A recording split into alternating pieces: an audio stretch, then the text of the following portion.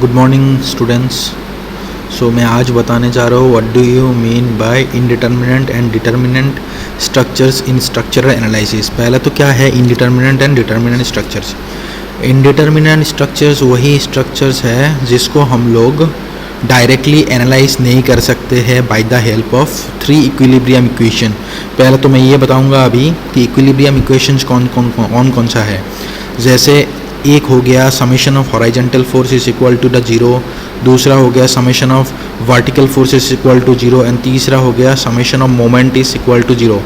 Summation of horizontal vertical and moment, ये जो 3 equation है इक्वल टू जीरो, इन 3 इक्वेशन से अगर कोई भी टाइप ऑफ बीम या कोई भी टाइप ऑफ मेंबर हम लोग सॉल्व कर सकते हैं, उसी स्ट्रक्चर्स को हम लोग बोलेंगे डिटर्मिनेंट स्ट्रक्चर्स। लेकिन indeterminate structures are those structures which we cannot analyze by the help of only these 3 equilibrium equations।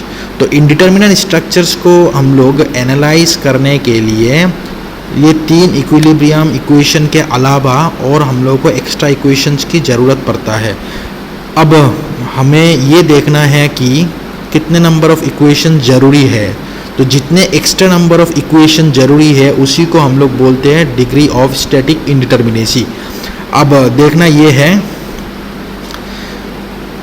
कि डिग्री ऑफ स्टैटिक इंडिटर्मिनेसी क्या है। पहले तो ये मैं दिखा रहा हूँ आप लोगों को। When all the forces in a structure can be determined strictly from this 3 equilibrium equation, the structure is referred to as statically determinant.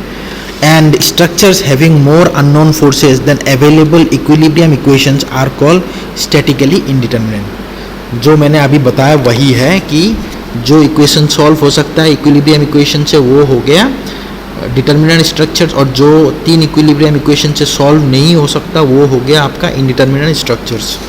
उसके बाद नेक्स्ट है जो 3 इक्विलिब्रियम इक्वेशन है वही 3 मैंने लिख के रखा हूँ। उसके बाद नेक्स्ट है how to find out the number of the 3 equilibrium equations. When the number of unknown forces और reactions remain within the 3 condition of static in equilibrium, the system is said to be statically determinant. अब मुझे find out करना है कि जो भी है static degree of static indeterminacy and degree of kinetic indeterminacy. Kinematic static degree of static indeterminacy या DOSI या डिग्री ऑफ काइनेटिक इंडिटर्मिनेसी, तीनों ही सेम है। लेकिन degree of freedom, degree of kinematic indeterminacy को हम लोग, ये एक अलग ही टर्म है, ये एक अलग चीज़ है। ठीक है, तो पहले मैं बताऊंगा what do you mean by degree of static indeterminacy और डिग्री ऑफ काइनेटिक इंडिटर्मिनेसी।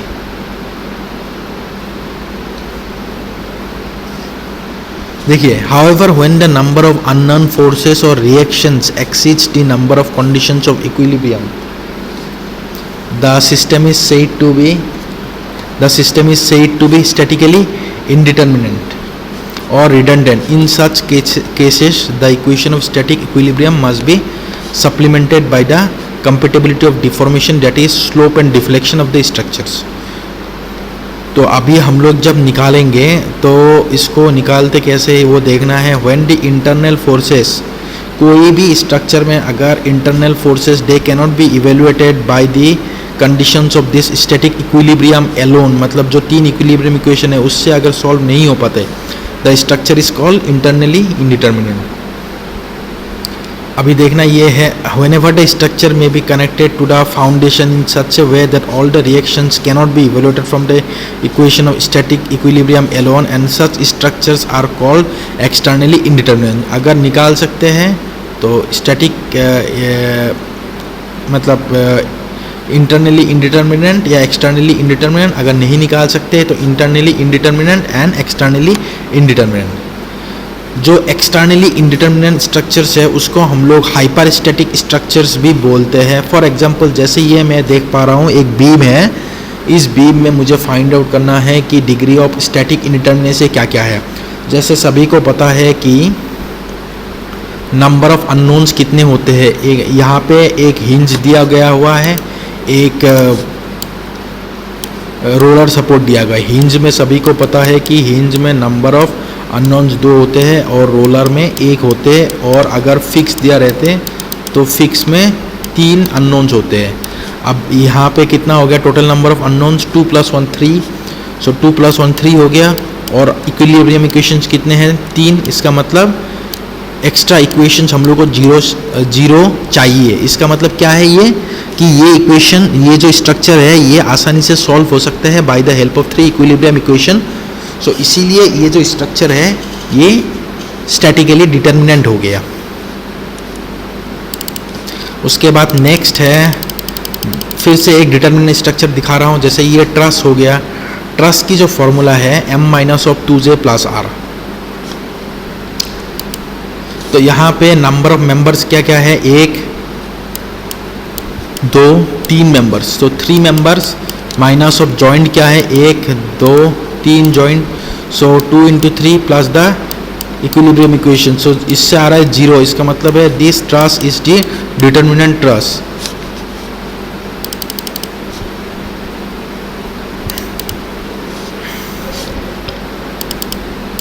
यहाँ पे मैं लिख के रखा हूँ कि जो फॉर्मूला में मैंने दिया था M, J and R, these all are number of members, number of joints, number of equilibrium equations, then capital letter R, number of reactions, degree of internal static indeterminacy, degree of external static indeterminacy। उसके बाद next है, उसके बाद मैं और एक चीज़ आप लोगों को बताऊंगा, what do you mean by degree of freedom.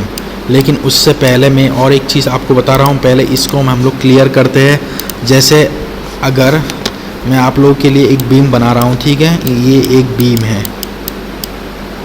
अगर ये कैंटिलीवर बीम देखा जाए तो कैंटिलीवर बीम में एक ही सपोर्ट है, और अगर मान लीजिए एक इसके ऊपर लोड है, तो अगर देखा जाए तो इसमें सपोर्ट कौन सा है, एक ही सपोर्ट है। जो एक सपोर्ट है उसका नंबर ऑफ अननोन्स क्या है, 3 है, और इक्विलिब्रियम इक्वेशंस कितने होते हैं, 3।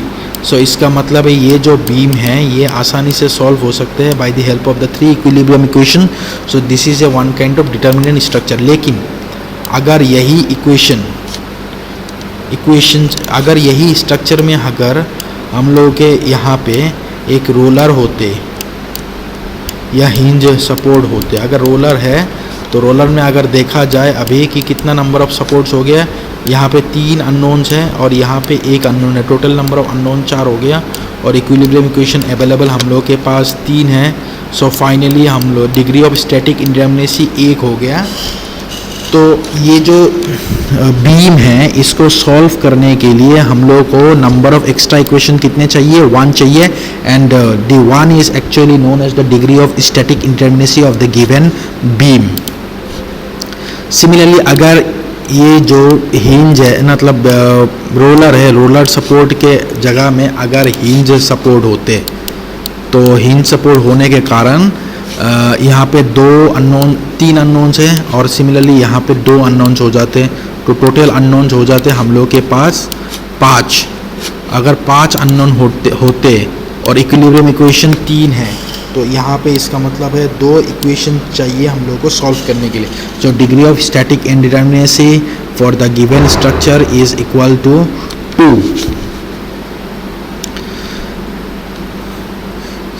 नॉट ओनली डैट बट यही नहीं है, इसके अलावा मैं आप लोग अभी मैंने जैसे बताया था कि नंबर ऑफ रिएक्शंस क्या क्या होते हैं। जैसे फिक्स्ड में 3 रिएक्शन होते हैं, horizontal, vertical and moment, and roller में सिर्फ एक ही रिएक्शन होता है, that is vertical support, and for the hinge और pin the number of reactions is equal to 2, that is horizontal and vertical. ठीक है, इसके अलावा ये भी मैं आप लोगों को दिखा रहा हूँ कि static and kinematic indeterminacy. Static indeterminacy जो है उसको हम लोग काइनेटिक भी बोलते हैं, लेकिन काइनेमेटिक इंडिटरमिनेसी अलग ही चीज़ होता है। काइनेमेटिक इंडिटरमिनेसी का मतलब है degree of freedom, and static indeterminacy का मतलब होता है काइनेटिक, नॉट काइनेमेटिक। और तो अभी मैं दिखा रहा हूँ degree of static indeterminacy external and as